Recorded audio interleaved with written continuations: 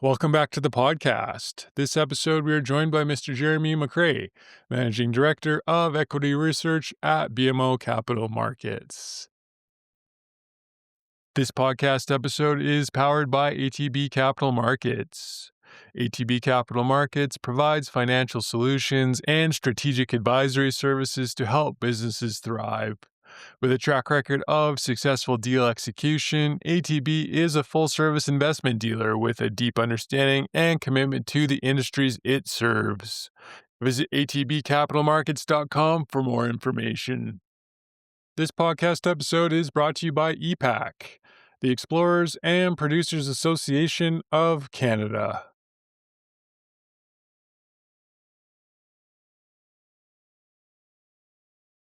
Good morning, Mr. Jeremy McCrea. Thank you very much for doing this again. Thank you. Thanks for having me back. Appreciate your time. The last time we spoke was March 30th, 2023.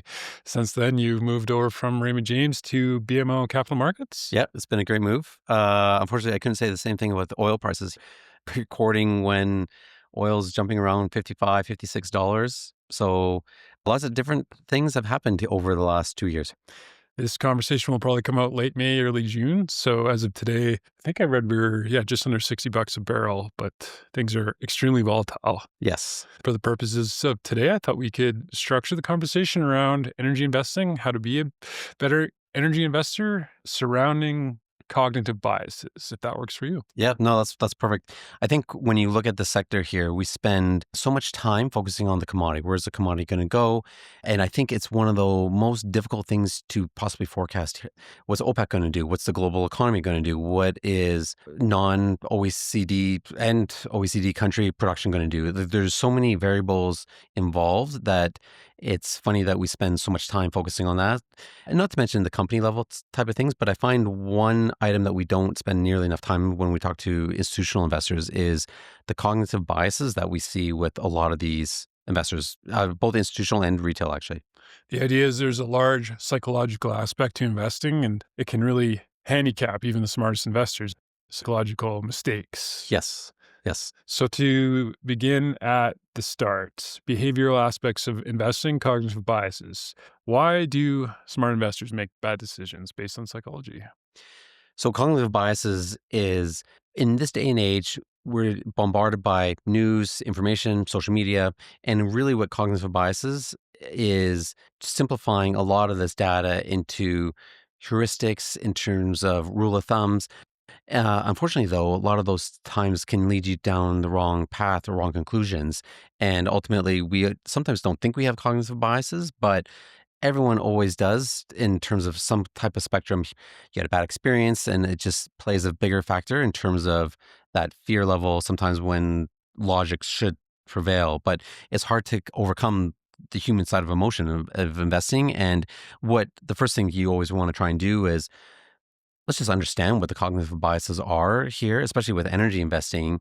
And once we understand it, once we can admit to that we probably have a cognitive bias that we can probably overcome and at least recognize that it's a hurdle, but I can go back and look at the logic though in terms of making an investment decision. It's one thing to run the numbers and have your spreadsheet, discount the cash flows, figure out reserves, have all the numbers lined up, but it's a whole nother thing to buy when people are selling, or sell at the top, overcoming those sorts of things. For sure. I think one of the biggest ones that is very common with every investor that they've probably heard before is anchoring. So we look at oil here at $55 here today, and it's come down. And the fear of oil could go back down to $40. It went negative at one point. Are we going back into that scenario here? And so you anchor on these past emotional events that energy investors would have had in the past, and that fear and that emotion drives more of an investment decisions sometimes versus logical, rational thought. So I'll give you, an example why this time is different. I know that's a very common saying, but if you look at, I'll use it, the Dallas Fed survey. So the Dallas Fed survey, anonymous survey of all the E&P companies in the U.S., and they say in your two top plays, what price do you need to justify drilling a new well? And back in 2020, the average price was around $48. That was the average price that, in terms of the price needed to justify drilling a new well. Today, that price is $65 with ranges from 63 all the way up to 70. The inflation over the last 5 years has pushed up the break-even cost for a lot of these US shale plays. So the fact that we're at 55 when the break-even is 65 tells you there are levels in terms of how much oil prices can fall, especially if you don't have that demand response that you have with everything else. But it goes back to, I think, another good cognitive bias here is what we call the Dunning-Kruger effect. You ask any seasoned investor, where they think the price of oil is going, and the reality is they don't know. They've seen enough cycles here where you could have OPEC bring on more barrels, you go into a price war. What's going to happen with the Russian war? What's going to happen with Iran? What's going to happen with, in terms of sanctions, with Venezuela?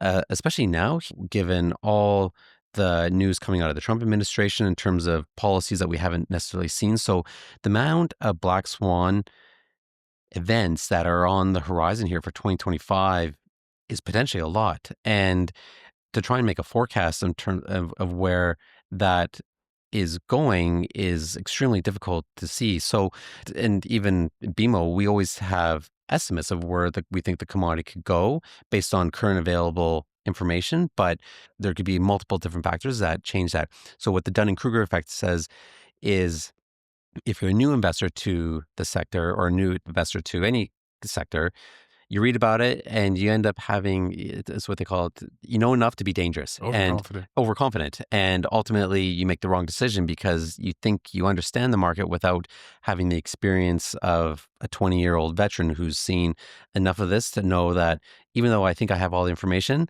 there's the unknown unknowns that you just don't know how to speculate. So how do you invest in a sector where one of the biggest unknowns is unforecastable effectively here? So it changes your investment decisions in terms of which stocks to pick. So if you think oil could go to $100, effectively double from today, and you're buying the most torquiest names, you don't tend to see that with more seasoned investors because they say it should go up, it could go up, but there could be enough black swan events that we just don't know how to totally calculate in our models.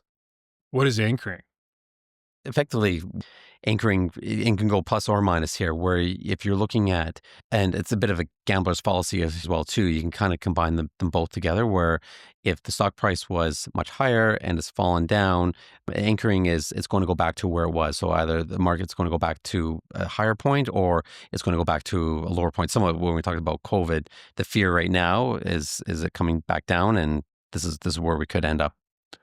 So there's a bunch more of the cognitive biases that we have listed here we can go through. Yeah, let me talk about a few more that I run into quite a bit with different institutional investors. The other one is what we call framing effect. So in the past, we start off with, and you hear this with a lot of pension funds who have high DEI policy concerns and legitimate concerns. But, when you hear them talk, they reference, we go everywhere from it being seen as the tar sands and then turned into oil sands.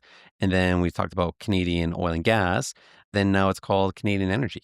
And so each one takes a bit of the bite out of the way and how it's perceived. And sometimes words just ultimately over time get a bad connotation with it, but it doesn't necessarily change anything to it. But when it's interesting to see how different investor groups present when they're talking about, hey, we're looking at investing in the tar sands, you can see how their cognitive bias in terms of how they're approaching this is we need to look at this in the lens of carbon emissions, and that's how they're going to be viewing it versus someone else who's looking at it on, when they say Canadian energy, they're approaching the sector in a different lens. So you can kind of see the two different ways of what matters to different investors here when they're looking at what they approach it. So anyways, that's the framing effect. The other one I like is, confirmation bias. And so I don't have stats on this, but more and more time is spent on social media for all investors. And a lot of times there's actually good information on social media here. But the way algorithms work is if you spend time on a certain post and looking at the post and you spend more than a few seconds on the post, it's going to give you more of that. And so if you believe in the flat earth society, you're going to see more flat earth posts. And ultimately, if you believe that electric vehicles are around the corner, you're going to see more electric vehicles. And ultimately, this changes your viewpoint in terms of, I'm not quite sure I want to invest in Canadian energy because all I see all day long is electrical vehicles are around the corner. But if you were to go back and look at the stats, electrical vehicle sales in 2024 were lower than 2023 and then in 2022. And so, which were then higher than 2021, but you can see that it's not a straight line up here in terms of the adoption of electric vehicles. But my social media posts may have suggested otherwise just because it constantly feeds that. So how do you get around that? I think it's hard.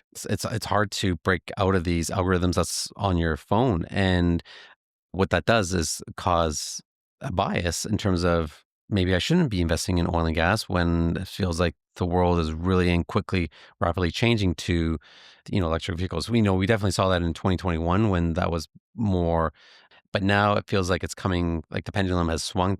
That serves into a lot of other things here. Like you got your groupthink biases. This is where you look at the Magnificent Seven stocks. Those stocks are doing well. Everyone always wants to window dress as a portfolio fund manager saying we invest in the best performing stocks, and naturally see funds invest even though there's not really a reason to invest in those besides just the reason that they've been moving up. So you constantly see all these different biases that really do impact the way energy is being seen. But it does feel, as we understand more of these biases, these are some of the facts that are underlying, especially when you've been dealing with more the facts and the models over time that, yes, we are transitioning out of probably oil and gas over eventually at some point, but it's not nearly as rapid as some investors would have you believe. And it's almost not so much an energy transition, it's the energy addition that we're seeing with renewables. And I don't even know if we've reached peak wood here yet. And we're definitely still haven't reached peak coal. And we're still growing natural gas significantly for the foreseeable future. So we're still going to be using fossil fuels for quite some time. And a lot of these cognitive biases, why we've been bringing these out a little bit more here, is just to understand that the facts say something different than what we necessarily see on social media and some of our own emotions here that get caught up in this. This podcast episode is sponsored by Conate Water Solutions. Do you need cost-effective water sourcing options to supply your next drilling or completions program? Conate Water Solutions is a specialized hydrogeology company focused on water well drilling, testing, and water management services in Western Canada and Texas. Contact info@conatewater.com or check out conatewater.com for more details. This episode is brought to you by the Canadian Gas Association. The Canadian Gas Association represents Canada's natural gas delivery industry, whose members include distribution companies, transmission companies, equipment manufacturers, and other service providers. The Canadian Gas Association members deliver safe, reliable, and affordable natural gas to meet 38% of Canada's energy needs. Visit cga.ca to learn more about Canada's natural gas. The traditional textbook definitions of investing would list humans as rational, and that most investors make their decisions based on all the data available, and that there's no room for inefficiencies in the market. But it's been proven the last handful of years that humans are not rational. We make poor decisions based on things like cognitive biases. When did you start to realize that and that it factored into investing? That's a good question. You go through the CFA and there's different sections on cognitive biases back 20 years ago, and you don't really appreciate it until you get later and later on. And what it comes down to is when you look at oil and gas, there's some good stocks out there relative to where we were 20 years ago versus even 5 years ago. The profitability, the balance sheets, this sector is quite a bit different than where it was in the past. But trying to get people over the emotional views that they once had with this and the pain that we've gone through over the last 20 years, it's hard to get investors back into this. And so the first thing in terms of getting investors into this is not so much showing them the valuation and all the things that on the spreadsheet. It's just overcoming the cognitive biases that are more paramount now in terms of preventing investors to come into the sector. And so that's where a lot of our marketing presentation is when we talk to institutional investors is what are analyst biases? What are management biases? What do we see with investor biases? So when we look at management biases, this is looking at things like insider trading. Does management feel confident buying their stock? And when we look at analyst biases, where do more analysts have buy ratings versus holds or sells? Where target prices are they moving up and down? And you can sometimes get a sense of, if we're all doing the same thing, maybe we need to reevaluate how we're looking at this, and what am I seeing different, or is my opinion different than anybody else? Because that's ultimately where money is made. If is when you move away from the groupthink type of investing here that we see. So how do you observe your own blind spots to make sure you're not just, because this is an energy podcast, you're an energy analyst. Do you have to think about the fact that maybe you need to step outside of that sphere and avoid your own blind spots? No, absolutely not. I don't. So the fact that for anybody who says they don't have blind spots, that's actual bias, saying you're naive to the fact that you don't have biases. So it's hard. It's hard to come out of that because you ultimately become, being in the sector for so long. Ultimately, your friends are in the oil and gas sector. Your family is part of the sector. You have relationships with management that are decades old here. It's hard to sometimes articulate what you really want to say sometimes about a company without, emotional relationship. So there are definitely some hurdles. Even though you recognize them, it's hard to overcome sometimes. Are there any that shortcuts or biases that you see come up more often than others that really handicap investors? So another one is like available heuristics. So oil and gas is a very technical industry, requires a lot of data that's expensive to acquire, either through Bloomberg or GeoScout or AccuMap is just where we can get individual well information. And so a lot of time investors will rely on just the financial statements. And unfortunately, the financial statements only give you half the information that you really need to understand about what's going on with the operations, especially more of the go forward operations. Because when you look at oil and gas, when your cash flow is declining at 30-40% a year here, a lot of the value for oil and gas is in the future. And unlike other industries, say like a residential, where your residential tower stands and your rent is very stable and the depreciation is very stable, looking back historically at financials is probably okay. I'm not a real estate investor, but you can get a sense that the past financials is probably a good indication of go forward. But for oil and gas, it is completely different. It's all about the things that are on the come here.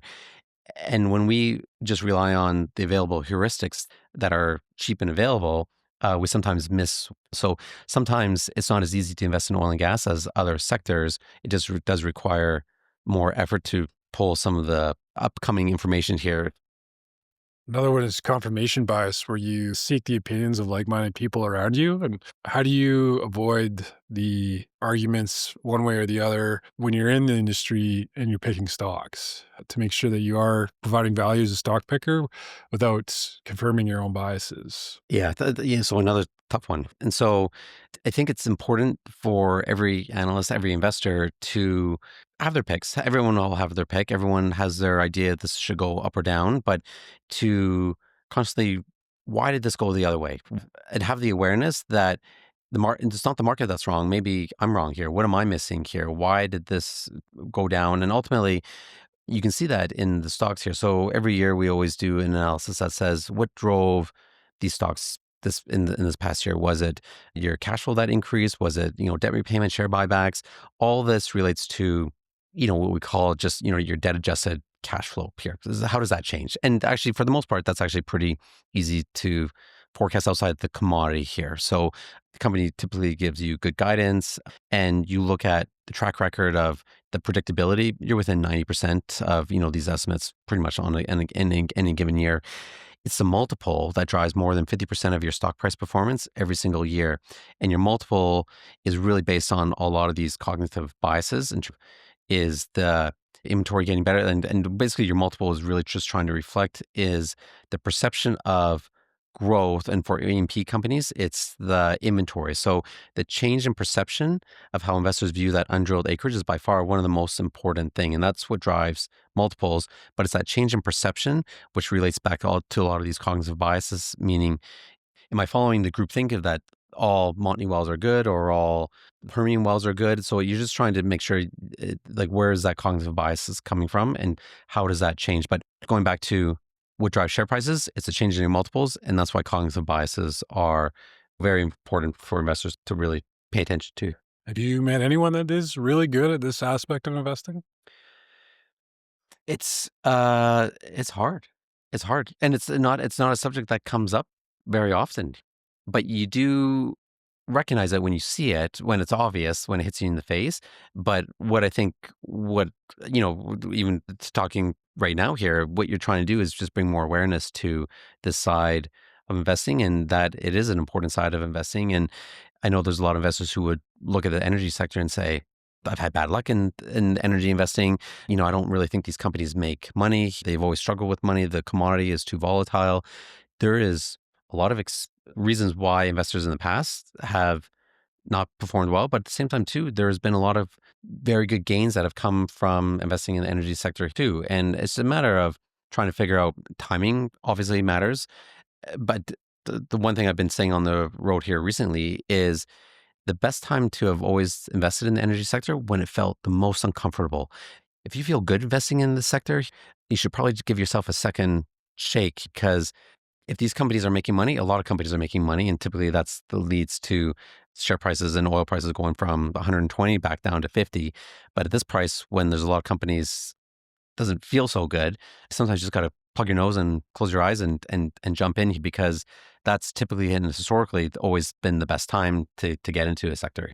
Having lived through COVID and some real ups and downs, you've seen the, I guess, maximum of fear and then peak Yep. times, you can call it. But the tricky part is in the middle. It's not a maximum fear, it's not a maximum greed, but you're in the middle and it's real. You're not going to get the maximum share price appreciations. How do you think about that Yeah, part so of it? that's where it goes back into more stock picking. And so at the ultimate fears, you can just buy almost anything in the sector, and then at the peaks, it's like you should almost just sell everything. But yeah, in the middle, you really got to really start doing some more homework here to really undercover which one is being mispriced, which one and company has upside, better wells, better profitability that's not being fully understood by the market. Maybe that's a fortunate position where I'm in. You do talk to a lot of these different investors, a lot of the big money in the institutional funds, where you really can get a sense of this new play that this company is working on is not being misunderstood. And, one well doesn't necessarily make a play, but you start to get 3 wells, 5 wells, 10 wells. And then you start to have some confidence, and that ultimately that confidence will show up in financial statements. And then you typically have a sense, okay, the investors who typically look at financial statements will then start coming in. And so you can kind of start to get a sense of it's trying to understand who thinks is going to be the next high growth company and trying to understand the moves that different investors are going to have going forward based on the information that's likely to be upcoming here that we know that information they're going to be looking at.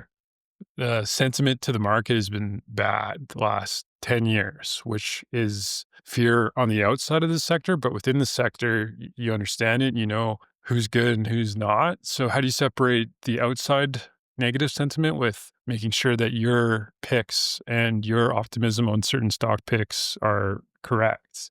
How do you know which one is right? Yeah, another good question here. You start with the fundamentals first, and the fundamentals will tell you these ones are top quartile, these ones are second, fourth quartile. And for the most part, most investors will have a good idea of who the best companies are, which companies have more risk. But what you find though is there's still a lot of noise in that category in terms of these are good companies and they trade at a premium, but should the premium be more? And I find with oil and gas, there's a lot of heuristics here where this company trades below average valuation. And as a result, it should move up to the average valuation here. And it's like, well, not necessarily. If their results continue to underperform on a factor of like 2 times, some of your better performing companies, the valuation difference between the best performing and the highest performing should be reciprocal of that relative return on your capital. So it's trying to understand when do other investors kind of look at that. I always find that sometimes the best stocks are always in the second quartile. So they're moving They're well in profitability to the first quartile, but it hasn't quite caught on yet with more of the mainstream investors here. So that's where is almost a sweet spot in terms of trying to find who those companies are. And BMO restricts us from talking about any individual companies, but generally in terms of plays, I would say Clearwater, Manville, stacked heavy oil multilateral companies. This is the fastest growing play in Canada. And the reason why it's the fastest performing is because the well economics are by far most superior than anything else we've really seen in 20 years of doing this. So is that fully appreciated by investors? No. So it's especially some of the US investors, because a lot of this doesn't require fracking, and a lot of the new energy investors, they've only been involved with companies that frack. So for them to come back and understand what is this company doing drilling conventional type of rock that doesn't need frack, it's a bit of something new that's hasn't been fully appreciated in terms of how superior these economics are. So that's where some of the things that we're talking about nowadays. Just going back to some of the biases, another thing that we always like to look at in terms of understanding where is their biases is what we call our Bloomberg search interests. Like if you're a large money manager, you'll typically have a Bloomberg terminal. These are $25,000 a month kind of thing in terms of cost. So very expensive. But if you are running a lot of money, you'll have this. And it's interesting to see how often different tickers get typed into Bloomberg terminals, somewhat like a Google search. It just shows you the pages that are most searched. We've been keeping track of terms of what companies get the most searched. And when you compare energy relative to any other sector, so financials or mining, back in June of 2022, this is when we saw energy Canadian tickers get typed in by far the most in terms of Bloomberg terminal. Like the FOMO was running high with a lot of portfolio managers in terms of, I need to get into energy. Energy is running. Oil is $120 here. I need to get in. Now it's one of the lowest that we've really ever seen it here. And it just shows you that energy is off the radar screen with a lot of portfolio managers. That's why we see valuations where they are. And it's really an under-owned sector. So it just tells you that this is as a general statement where the sentiment is for oil and gas here with a lot of the larger money managers. But when you start to see potential bottoms in WTI pricing, you need a black swan event to likely move oil lower, but there's a lot of black swan events that can move oil higher. And I think once you start seeing oil prices do start to move higher, given the sentiment in oil and gas from what we can track on our Bloomberg search interest, there's some upside to the broad energy sector here as more portfolio managers come back into the sector. What you're always truly trying to find is those names who are doing something different, where they're accelerating that profitability, where they're finding something new, a new way to complete a well, a new way to drill it. It's improving your cost, what ultimately improves your payout of your well to then redo it again, or you have a new oil pool discovery that's going to allow you to improve your overall capital efficiency. Any one of these things is what ultimately leads to that multiple expansion that gives you that best performance. I guess it rolls up into the question of how efficient are the Canadian energy markets, because the premium names would suggest the price is already baked in, but it seems like price does keep appreciating. So it is a very good question. And I think there's a lot of reasons why consolidation matters. Consolidation is a big theme, and I'll get to that point in a sec here. The problem that we've had in the sector here is with all this consolidation and the performance of some of these energy stocks here over the last decade, we only have 2 energy-focused funds now left in Canada. That all they do is Canadian energy. And when you have so few energy investors, the information flow is not good. And even just myself here, the amount of times you go out and meet different investors, the amount of investors I would see today versus say 5 years ago, it's probably turned over by 50%. So if you once used to cover energy more often than not, then you're going to get, after a few years, now you're going to cover mining stocks.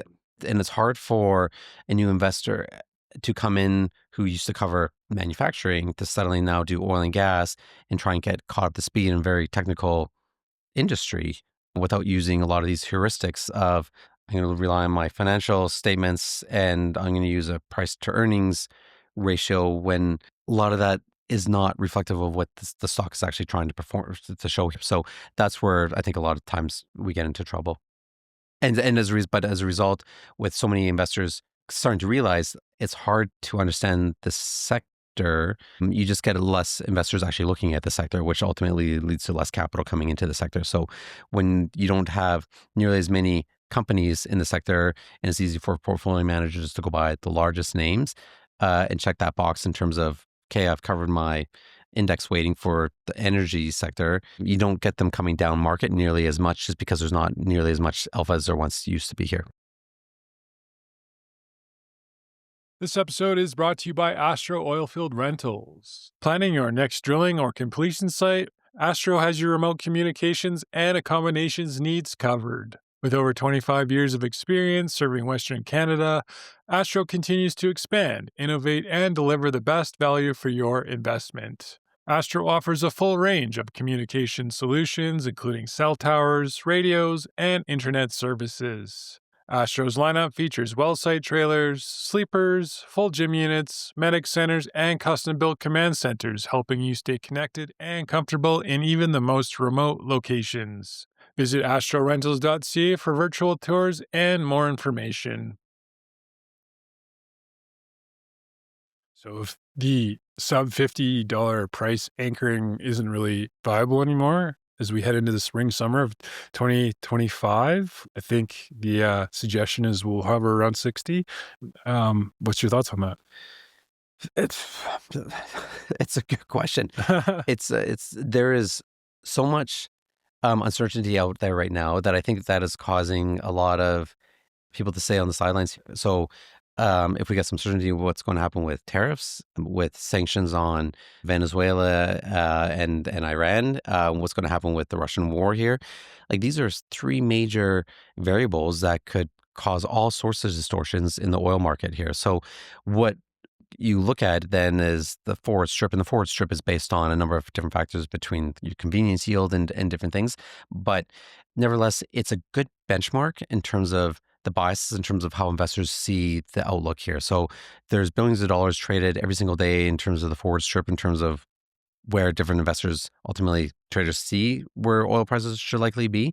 The fact that we've gone into contango here just this last week, meaning that forward prices are above current prices here today, that is the first time we've seen that since going back to 2022. So this marks pretty meaningful reversal, which tells you that there's a lot of traders out there starting to say, you know what, I think we're probably going to see some shortages, maybe not in the next few months, but out 1 year from now, that it does start to look a little bit more precarious in terms of demand supply situation. And where I think a lot of that is coming from is a rollover in U.S. shale. Like you look at the economics in U.S. shale, and it doesn't work at this price here. I'm being like throwing a blanket statement over that, but you effectively need $65 to make a lot of this shale work, which used to be $50 back 5 years ago. So you are seeing the slowdown. A lot of the quarterly earnings that we're just starting to see this week here have a lot of companies cutting their budgets by 10, 15%. And I think that probably gets cut even further here if the longer we stay at these levels. So when does it roll over? It's always hard to say, but it is starting to roll over. You're starting to see new forecasts from the IEA, EIA showing that rollover, which is a change in projections that we've seen for the last couple of years here as well too. So it is happening. The question is, how quickly does it happen here? And that is something that no investor will have pinpoint accuracy on. So it's trying to understand how quickly do other investors try to see it. And that's ultimately, to kind of tie it all up. That's what we're trying to understand is it's not so much my forecast, it's trying to understand whose forecast is everyone else relying on here. And is that accurate or not? And where is that bias with investors out there?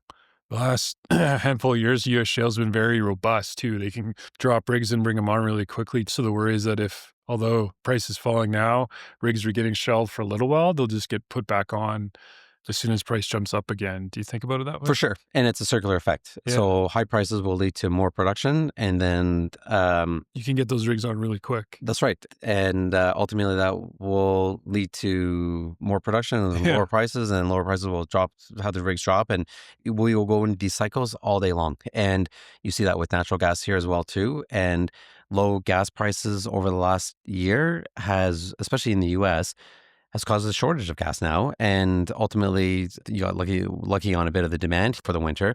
But gas prices are some of the highest prices that we've seen going back to 2022. That was partially due to the U.S., the Russian war. But Henry Hub NYMEX gas prices at $4 here, bouncing around not too long ago, would have been some of the highest prices that we've seen over the last decade. So you see in the cycles, and oil is now no different here. Almost it feels like here where we are at cycle lows, and generally this has always been that good time to buy on a financial statement. It doesn't look good, but it's the go forward projections here that you need to start looking at, as opposed to kind of what the current Q1 financial statements are going to be kind of showing here coming up this week. Another factor is that OPEC's been boosting production with the usual argument is they're trying to get market share. So here we go again. So 2014 and 2020, the one difference, there's two things to keep with OPEC, and I don't have any strong opinion one way or the other here. And I think, again, I don't know if anybody else really does, but you listen to the statements. Saudi is frustrated with other members of OPEC Plus, specifically Kazakhstan and Iraq, overproducing their quotas.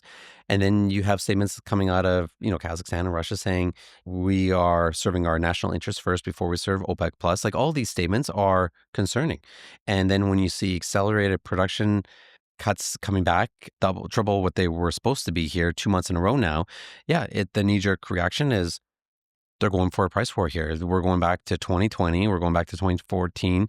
The one difference, though, is also looking at the Saudi official selling price here. And so what this means is, what kind of premium or discount do they sell to particularly Asian buyers here? And in 2020, we saw massive cuts straight across the board that signaled Saudi was going to be aggressive in terms of trying to take market share. This is all happening concurrently with OPEC or with when COVID was going on as well, too. And it was a massive, massive cut that they were going to take to defend their market share, only for them to reverse it 2 months later and back up. And, that's when, but meanwhile, the whole cycle started. But in 2014, you saw them also start to cut, not quite as aggressively as the 2024 statement, but it was also quite aggressive concurrent with the increase in production. We haven't seen that with today, the aggressive pricing discounts that are going to Europe, to Europe and Asia. They're very stable. They're similar to what we've seen over the last year or so. And that tells me that they're not going very aggressive in trying to maintain their market share. It's just this natural, let's do this in a little bit more reasonable manner here that suggests that they still want to maintain a healthy price level. It goes back to the fears again here that, oh boy, 2014 was awful, 2020 was awful. It's fulfilling these emotional fears that we all have, and emotional scars are always more pervasive in terms of picking stocks and versus the gains and the euphoria that you get from, I don't know if it's dopamine, the hit that you would typically get from having wins. So that's where the fear of a price war is weighing on these stocks maybe more heavily than what they should. But the difference this time around is balance sheets are in much better shape. Companies are much more capital disciplined and will react much quicker because no one wants to go back to those areas. And as a result, you'll probably see volumes and prices ultimately react quicker than what we saw in prior periods as well. The argument is that this OPEC will increase production, tank prices, and try and take market share from the States. But U.S. producers have proven to be resilient and that it doesn't work so simply. So that it almost backfired. Right. So you definitely saw that in prior periods as well, too. So 2014, horizontal fracking had really only been 5 years in here now. And you could see OPEC was losing market share to the U.S. And you saw that growth go up. And OPEC... And Canadian producers are resilient, too. And Canadian producers, for sure. So OPEC... in hindsight, wrongly said we can crush these companies very easily because we're just going to flood the market and bankrupt them. But through technology and resiliency, Exactly. They managed to find better ways and improve on processes that allowed them to lower their break-even costs substantially. And that's the one risk that I think OPEC has learned, though, is we can't push prices back lower again here, even though maybe we can if you exclude the royalty payments that we are going to make, because the U.S.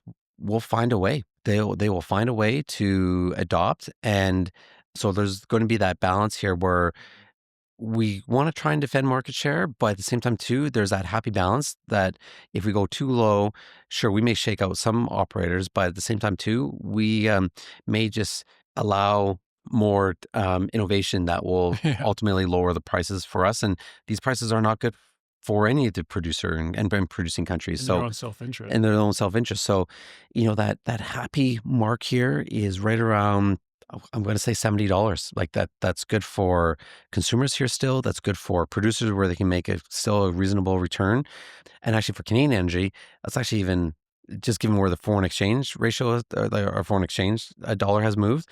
That's a very good price for Canadian producers. But without getting too much into the politics, it does feel like there is more willingness to work with Canadian producers in terms of some of the regulations that we're seeing today versus where we were in the last decade. So it really does open up a lot of new investors who've never really or stopped looking at the Canadian energy sector, because it does feel like you don't have to be worried about opening a Globe and Mail article and suddenly new regulation on Canadian energy here.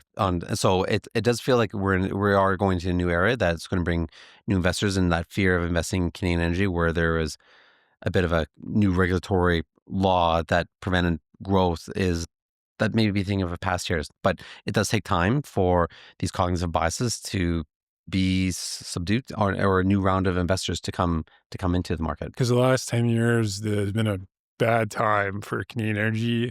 A large part of it was the federal government and the regulations they had on the sector, and which scared off investors. But you think that may be shifting a little bit, even with the... So interesting enough, Canadian energy has still grown. I don't have the exact numbers here, but I want to say from 2014 to now, like we've increased production by more than 50% easily, kind of thing here. Yeah. And despite all Despite that, these yeah. regulations, so the wherewithal and resiliency of Canadian energy is incredible. We've been able to grow that denominator quite strong. The reason why energy stocks has been poor is because of the multiple that has continually moved down and down and down. Every single year, there's a new, we lose 1 point in terms of pick your point, free cash flow or yield or EBITDA or methodology, but it's constantly moved down. And so that's why when you look at the sector here today, we've had resiliency to go through the last decade. We're in better shape today, but it's the multiple that's been impacting the share price performance.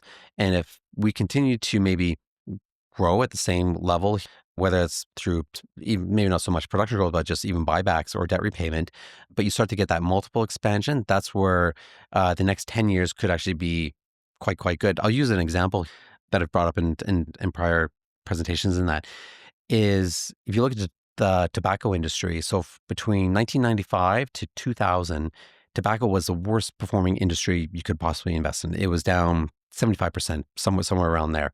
But from 2000 to 2010, it was the best performing S&P sector. It outperformed every other sector by a factor of, I want to say it's like up like tenfold. And the reason why is because your fundamentals actually didn't change. You still ended up selling the same amount of, your cigarette demand went down in North America, but it continued to grow internationally.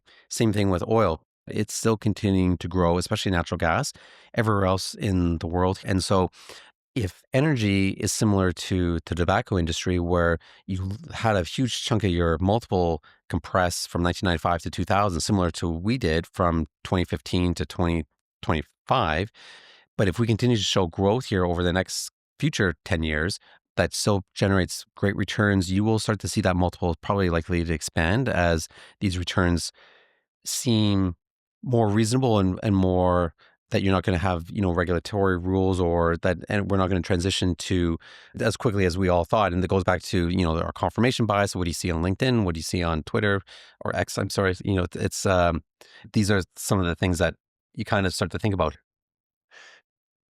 If we were to leave the investor with a message in the spring of 2025, what would you tell them? And what would you suggest in terms of avoiding cognitive biases for the retail investor? It'd be, as a message, cognitive biases play a much more larger role than I think anybody maybe fully appreciates, in terms of especially institutional investors here as well too. And this sector has gone through a lot. It's resilient, and as long as you're investing in companies that are going to be able to make it through the next cycle here, you probably have a winning hand. I really appreciate your time today. Thanks, Trevor. Maybe we'll come back again next year. Yes, let's do it.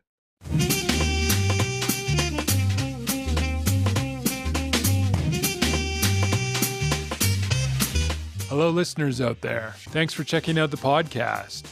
Hopefully the episode provided some insights. If you enjoyed the show, check out trose.ca where more episodes are yet to come. Until next time, happy coffee drinking.